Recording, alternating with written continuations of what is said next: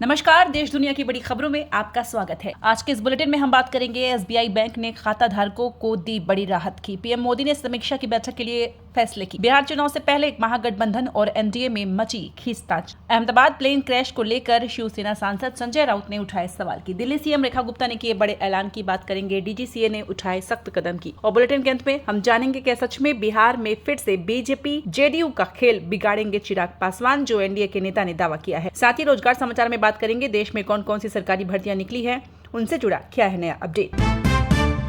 SBI bank ने loan की ब्याज दरों में 0.50% की कटौती की। इस कटौती के बाद एसबीआई से सभी तरह के लोन लेना हुआ सस्ता। State bank of India SBI ने 14 जून 2025 को लोन की ब्याज दरों में 0.50% की कटौती की घोषणा की है, जिसके बाद होम लोन की ब्याज दरें अब 7.50% प्रतिवर्ष से शुरू होंगी। ये कटौती reserve bank of India RBI के हालिया रेपो रेट में 25 बेसिस पॉइंट की कमी के बाद लागू की गई है। नई दरें 15 जून 2025 से प्रभावी होंगी, जिसमें फ्लोटिंग रेट होम लोन लेने वालों के ईएमआई में कमी आएगी। एसबीआई की वेबसाइट के अनुसार ये कटौती बाहरी बेंचमार्क आधारित लेंडिंग रेट ईबीएलआर और repo linked landing rate RLLR पर लागू होगी। उदाहरण के लिए 50 लाख रुपए के 20 साल के होम लोन पर ईएमआई लगभग 42,603 रुपए होगी। विशेष योजनाओं जैसे एसबीआई प्रिविलेज और शौर्य होम लोन में अतिरिक्त छूट मिल सकती है। इससे होम लोन लेने वालों को किफायती वित्त पोषण और राहत मिलेगी। अहमदाबाद विमान हादसा, मरने वालों का आंकड़ा 275 पहुंचा। मलबे से एक और शव मिला। एविएशन मिनिस्टर बोले 3 महीने में मिलेगी जांच रिपोर्ट। अहमदाबाद में हुए एयर इंडिया विमान हादसे में मरने वालों की संख्या 275 हो गई है। लंदन जा रहे Boeing 787 dream liner flight AI-171 के दुर्घटनाग्रस्त होने के बाद मलबे से एक और शव बरामद हुआ, जो संभवतः एक एयर होस्टेस का है। विमान में सवार 242 लोगों में से 241 लोगों की मौत हो चुकी है, जबकि 33 लोग जमीन पर मारे गए। एकमात्र जीवित बचे यात्री विश्वास कुमार रमेश अस्पताल में है। ब्लैक बॉक्स की बरामदगी के बाद जांच शुरू हो गई है, जिसकी रिपोर्ट 3 महीने में आने की उम्मीद है। केंद्रीय उड्डयन मंत्री राम मोहन नायडू ने कहा कि हादसे के कारणों का पता लगाने के लिए उच्च स्तरीय समिति गठित की गई है। बोइंग 787 बेड़े की अतिरिक्त सुरक्षा जांच के आदेश दिए गए हैं। बिहार विधानसभा चुनाव 2025 में बीजेपी का खेल बिगाड़ेंगे चिराग पासवान। एनडीए में सीटों के बंटवारे पर खींचतान की संभावना। बिहार विधानसभा चुनाव नजदीक है और एनडीए व महागठबंधन में सीट बंटवारे की चर्चाएं जोरों पर है। महागठबंधन में लगातार बैठकें हो रही है। वहीं एनडीए के नेता दावा कर रहे हैं कि सीटों का बंटवारा आसानी से हो जाएगा, जैसा लोकसभा चुनाव में हुआ था। लेकिन क्या यह इतना सरल है, क्या सवाल उठ रहा है। एनडीए में बीजेपी और जेडीयू सीट बंटवारे का खाका तैयार कर रहे हैं, लेकिन चिराग पासवान और जीतन राम मांझी जैसे सहयोगी क्या इस पर सहमत होंगे। सूत्रों के मुताबिक 243 सीटों में बीजेपी और जेडीयू को 102 सीटें, चिराग पासवान की पार्टी को 28, मांझी को पार्टी को 7 और उपेंद्र कुशवाहा को 4 सीटें मिल सकती है। अगर चिराग नहीं मानते तो बीजेपी जेडीयू एक सीट कम कर चिराग को 30 सीटें दे सकते हैं। लेकिन चिराग पासवान की लोक जनशक्ति पार्टी रामविलास के एक वरिष्ठ नेता ने बताया कि वे एनडीए की बैठक में 70 सीटों की मांग रखेंगे।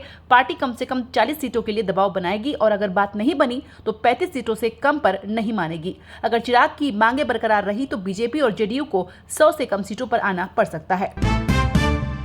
पीएम मोदी ने अहमदाबाद एयरपोर्ट पर शीर्ष अधिकारियों के साथ की समीक्षा बैठक। अहमदाबाद में 12 जून 2025 को हुए एयर इंडिया विमान हादसे के बाद प्रधानमंत्री नरेंद्र मोदी ने अहमदाबाद हवाई अड्डे पर शीर्ष अधिकारियों के साथ समीक्षा बैठक की। बैठक में गुजरात के मुख्यमंत्री भूपेंद्र पटेल, केंद्रीय उड्डयन मंत्री राम मोहन नायडू, केंद्रीय मंत्री CR पाटिल और अन्य वरिष्ठ अधिकारी मौजूद थे। पीएम ने राहत और बचाव कार्यों का जायजा लिया। घायलों को उच्च गुणवत्ता वाली चिकित्सा सुविधाएं सुनिश्चित करने और शवों को पहचान व परिजनों को सौंपने की प्रक्रिया तेज करने के निर्देश दिए। उन्होंने क्रैश साइट का दौरा कर स्थिति का आकलन किया और अहमदाबाद सिविल अस्पताल में घायलों से मुलाकात की। पीएम ने एकमात्र जीवित बचे यात्री विश्वास कुमार रमेश से भी बात की। एक्स पर पोस्ट में उन्होंने शोक व्यक्त करते हुए कहा, अहमदाबाद की हवाई त्रासदी ने हमें स्तब्ध कर दिया। हादसे में 275 लोगों की मौत हुई है। जांच 3 महीने में पूरी होगी। दिल्ली में गंदगी फैलाने वालों की अब खैर नहीं, सीएम रेखा गुप्ता ने कर दिया बड़ा ऐलान। दिल्ली की मुख्यमंत्री रेखा गुप्ता ने गंदगी फैलाने वालों के खिलाफ सख्त कार्रवाई का ऐलान किया। मिशन स्वच्छ दिल्ली के तहत 20 दिवसीय मेगा सफाई अभियान को तेज करते हुए उन्होंने कहा कि कूड़ा फेंकने, सिंगल यूज प्लास्टिक का उपयोग और अतिक्रमण करने वालों पर जुर्माना और एफआईआर दर्ज होगी। दिल्ली के सभी धार्मिक स्थल, स्कूल और बाजार सिंगल यूज प्लास्टिक मुक्त होंगे। नालियों, सड़कों और सार्वजनिक स्थलों की दिन में 2 बार सफाई होगी। सीएम ने अधिकारियों को रोजाना फील्ड निरीक्षण और दैनिक रिपोर्ट सौंपने के निर्देश दिए। गाजीपुर, भलसवा और ओखला के कूड़े के ढेर हटाने के लिए विशेष अभियान चलाया जाएगा। वायु प्रदूषण समन योजना 2025 के तहत 70 लाख पौधे लगाए जाएंगे। रेखा गुप्ता ने कहा, दिल्ली को स्वच्छ, हरित और सुंदर बनाने के लिए ट्रिपल इंजन सरकार प्रतिबद्ध है। केंद्रीय गृह मंत्री अमित शाह ने भाजपा विधायक सांसदों की ली क्लास पचमढ़ी में बोलने के तरीके से लेकर मोबाइल मैनर सिखाएं। केंद्रीय गृह मंत्री अमित शाह ने मध्य प्रदेश के पचमढ़ी में भाजपा के 3 दिवसीय प्रशिक्षण शिविर का उद्घाटन किया। ग्लेन व्यू होटल में आयोजित इस शिविर में 201 सांसदों, विधायकों और मंत्रियों को संवाद कौशल, डिजिटल अनुशासन, मोबाइल मैनर्स और समय प्रबंधन की ट्रेनिंग दी गई। शाह ने कहा कि प्रभावी संवाद और अनुशासित व्यवहार से जनता का विश्वास जीता जा सकता है। उन्होंने जनसंघ से लेकर भाजपा की विकास यात्रा पर जोर दिया और कार्यकर्ताओं से संगठन को मजबूत करने का आह्वान किया। यह कदम मध्य प्रदेश में विजय शाह मंत्री के विवादित बयान के बाद उठाया गया। मुख्यमंत्री मोहन यादव ने विकसित मध्य प्रदेश 2047 पर प्रस्तुति दी। शिविर 16 जून तक चलेगा, जिसका समापन रक्षा मंत्री राजनाथ सिंह करेंगे। सभी प्रतिभागी एक पेड़ मां के नाम पहल के तहत पौधे लगाएंगे। अहमदाबाद प्लेन क्रैश के पीछे कहीं साइबर अटैक तो वजह नहीं, शिवसेना सांसद संजय राउत ने उठाए सवाल। अहमदाबाद में 12 जून 2025 को हुए एयर इंडिया विमान हादसे में 275 लोगों की मौत के बाद शिवसेना यूबीटी के सांसद संजय राउत ने साइबर हमले की आशंका व्यक्त की है। राउत ने प्रेस कॉन्फ्रेंस में कहा कि टेक ऑफ के 30 सेकंड बाद ही बोइंग 787 ड्रीमलाइनर का क्रैश होना संदिग्ध है। उन्होंने पूछा, क्या किसी दुश्मन देश ने विमान के सिस्टम पर साइबर हमला किया? राउत ने रखरखाव और अहमदाबाद एयरपोर्ट की जिम्मेदारी पर भी सवाल उठाए। साथ ही बोइंग डील के समय की राजनीति का जिक्र किया। नागरिक उड्डयन मंत्रालय ने हादसे की जांच के लिए उच्च स्तरीय समिति गठित की है, जो ब्लैक बॉक्स और अन्य सबूतों का विश्लेषण कर रही है। जांच रिपोर्ट 3 महीने में आएगी, जिसमें साइबर हमले सहित सभी संभावनाओं की पड़ताल होगी। डीजीसीए बोला, हर उड़ान से पहले बोइंग 787 की जांच जरूरी, फ्यूल सिस्टम, इंजन कंट्रोल और टेक ऑफ का रिव्यू होगा। अहमदाबाद हादसे के बाद लिया फैसला। अहमदाबाद में 12 जून 2025 को हुए एयर इंडिया विमान हादसे फ्लाइट A171 के बाद डीजीसीए ने सख्त कदम उठाए हैं। 14 जून को जारी निर्देश में कहा गया कि सभी बोइंग 787 ड्रीमलाइनर विमानों की हर उड़ान से पहले अनिवार्य जांच होगी। इसमें fuel system, engine control, software और टेक ऑफ प्रक्रिया का गहन रिव्यू शामिल होगा। डीजीसीए ने कहा कि ब्लैक बॉक्स डेटा के प्रारंभिक विश्लेषण में तकनीकी खराबी की संभावना जताई गई है। अहमदाबाद हादसे में 275 लोगों की मौत हुई, जिसमें 241 यात्री और 33 जमीनी लोग शामिल थे। जांच समिति को साइबर हमले सहित सभी पहलुओं की पड़ताल के निर्देश दिए गए हैं। बोइंग 787 बेड़े की विशेष ऑडिट शुरू हो चुकी है और अगले 15 दिनों में सभी विमानों की विस्तृत रिपोर्ट मांगी गई है। डीजीसीए ने एयरलाइन से कहा कि यात्रियों की सुरक्षा सुनिश्चित करने के लिए कोई कोताही बर्दाश्त नहीं होगी।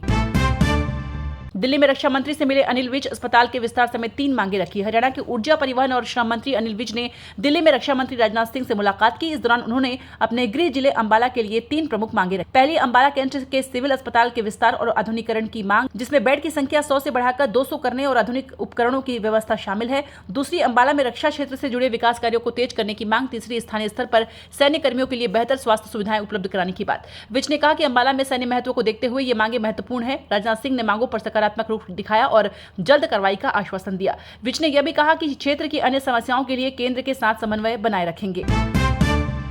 निकाय चुनाव से पहले बदल रहे महाराष्ट्र के सियासी समीकरण, शरद पवार नए गठबंधन के लिए तैयार। महाराष्ट्र में निकाय चुनाव से पहले सियासी समीकरण बदल रहे हैं। शरद पवार ने मुंबई में पत्रकारों से कहा कि वह बीजेपी छोड़ किसी भी दल के साथ गठबंधन करने के लिए तैयार है। ऐसे में सबसे बड़ा सवाल यह है कि अगर अजीत पवार या एकनाथ शिंदे की पार्टी के साथ गठबंधन करते हैं तो महाविकास अघाड़ी और महायुति गठबंधन का क्या होगा और दोनों गठबंधन में शामिल दल क्या फैसला करेंगे। महाराष्ट्र में महानगर पालिका, जिला परिषद, पंचायत समिति और नगर पालिका चुनाव जल्द ही होने वाले हैं। मुंबई में आमतौर पर शिवसेना और कांग्रेस के बीच मुकाबला होता था। इस बार शिवसेना 2 हिस्सों में बटी हुई है। ऐसे में उद्धव ठाकरे मनसे के साथ मिलकर स्थानीय चुनाव लड़ सकते हैं। ठाकरे परिवार के एक होने की खबरें लंबे समय से चल रही है। चुनाव से पहले अगर उद्धव और राज ठाकरे एक साथ आते हैं तो उद्धव गुट को मजबूती मिलेगी। हालांकि महाविकास अघाड़ी में इससे दरार पड़ सकती है। कांग्रेस नेता नवजोत सिद्धू बोले, राजनीति मेरा धंधा नहीं, मिशन लोगों की सेवा के लिए तैयार, माफिया राज खत्म करना जरूरी। कांग्रेस नेता नवजोत सिंह सिद्धू ने अमृतसर में कहा कि उनकी राजनीति कोई धंधा नहीं बल्कि लोगों की सेवा का मिशन है। उन्होंने पंजाब में दशकों से चले आ रहे माफिया राज को खत्म करने की प्रतिबद्धता जताई है। सिद्धू ने कहा, मैंने कभी सिद्धांतों से समझौता नहीं किया। पंजाब को माफिया ने दीमक की तरह खोखला किया है। उन्होंने आप सरकार पर निशाना साधते हुए कहा कि माफिया खत्म करने का वादा करने वाली आप अब खुद इसका हिस्सा बन गई है। सिद्धू ने कांग्रेस हाईकमान के फैसले का सम्मान करते हुए कहा कि वे पार्टी के हर निर्देश का पालन करेंगे और पंजाब के लिए लड़ाई जारी रखेंगे। उन्होंने किसानों की एमएसपी और कर्ज माफी की मांग को भी उठाया। सिद्धू ने कहा कि पंजाब को स्वच्छ और पारदर्शी शासन चाहिए, इसके लिए मैं हर कदम पर लोगों के साथ हूँ। इजराइल और ईरान के बीच तनाव कम करने में बड़ी भूमिका निभा सकता है भारत। इजराइल के राजदूत रूवेन अजार ने कही बड़ी बात। इजराइल और ईरान के बीच बढ़ते तनाव के बीच भारत में इजराइल के राजदूत रूवेन अजार ने कहा कि भारत दोनों देशों के बीच मध्यस्थता कर तनाव कम करने में बड़ी भूमिका निभा सकता है। अजार ने पीटीआई को बताया कि भारत के दोनों देशों से अच्छे संबंध है और वो कूटनीतिक संवाद के लिए उपयुक्त मंच प्रदान कर सकता है। उन्होंने कहा, हम प्रधानमंत्री नरेंद्र मोदी का सम्मान करते हैं जो एक महान नेता है। भारत की चिंताओं को हम गंभीरता से ले लेते हैं। इजराइल के पीएम नेतन्याहू ने 13 जून को पीएम मोदी से फोन पर बात की, जिसमें ऑपरेशन राइजिंग लायन और ईरान के जवाबी हमले 2 प्रॉमिस 3 पर चर्चा हुई। भारत ने दोनों पक्षों के संयम बरतने, बातचीत के जरिए समाधान की अपील की है। विदेश मंत्रालय ने कहा कि भारत स्थिति पर नजर रख रहा है और शांति के लिए हर संभव मदद को तैयार है। नरेंद्र मोदी के नाम एक और रिकॉर्ड, क्रोएशिया पहुंचने वाले बने पहले भारतीय पीएम 3 देशों की यात्रा पर आज होंगे रवाना। प्रधानमंत्री नरेंद्र मोदी 18 जून को एक और रिकॉर्ड अपने नाम दर्ज कराने जा रहे हैं। जी हां, पीएम मोदी कल से शुरू होने वाली 3 दिवसीय यात्रा के आखिरी चरण में 18 जून को क्रोएशिया पहुंचेंगे। अभी तक भारत के किसी भी प्रधानमंत्री ने क्रोएशिया की आधिकारिक यात्रा नहीं की है। पीएम मोदी क्रोएशिया की यात्रा करने वाले पहले प्रधानमंत्री होंगे। क्रोएशिया के प्रधानमंत्री आंद्रज प्लेंकोविच के निमंत्रण पर वे इस यूरोपीय देश की आधिकारिक यात्रा करेंगे। पीएम मोदी क्रोएशिया के प्रधानमंत्री प्लेंकोविच के साथ द्विपक्षीय बैठक करेंगे और राष्ट्रपति जोरान मिलोविच से भी मिलेंगे। प्रधानमंत्री नरेंद्र मोदी आज साइप्रस, कनाडा और क्रोएशिया की यात्रा पर रवाना होंगे। विदेश मंत्रालय के मुताबिक कनाडा में G7 शिखर सम्मेलन में भाग लेंगे और साइप्रस तथा क्रोएशिया भी जाएंगे। विदेश मंत्रालय ने अपने बयान में कहा कि यह किसी भारतीय प्रधानमंत्री की क्रोएशिया की पहली यात्रा होगी, जो द्विपक्षीय संबंधों के लिहाज से महत्वपूर्ण साबित होगी। देश में बीते 24 घंटे में कोरोना के 269 नए मरीज मिले। देश में अब तक 87 जाने गई, 7400 एक्टिव केस। राजस्थान में 2 की हुई मौत। भारत में बीते 24 घंटे में कोरोना के 269 नए मामले दर्ज किए गए हैं, जिसके बाद देश में सक्रिय मामलों की संख्या 7400 हो गई है। 2025 में अब तक 87 लोगों की मौत हो चुकी है। केरल में सर्वाधिक 2109 सक्रिय मामले हैं, जहां 3 मौतें दर्ज की गई है, जिसमें 83 वर्षीय हृदय रोगी, 87 वर्षीय किडनी ट्रांसप्लांट मरीज और 61 वर्षीय डायबिटीज रोगी शामिल है। राजस्थान में 2 मौतें हुई हैं, जिनमें से 70 वर्षीय महिला की मौत शामिल है, जिसके बाद राज्य में इस साल दूसरी कोविड मृत्यु दर्ज की गई। कर्नाटक में 132 नए मामले और 527 सक्रिय मामले हैं। उत्तर प्रदेश में 248 सक्रिय मामले हैं, जबकि दिल्ली में 562 मामले और 2 मौतें दर्ज की गई। स्वास्थ्य मंत्रालय ने सतर्कता बढ़ाने और टेस्टिंग तेज करने के निर्देश दिए हैं। JN.1 वेरिएंट देश में 50% से अधिक मामलों में पाया गया है।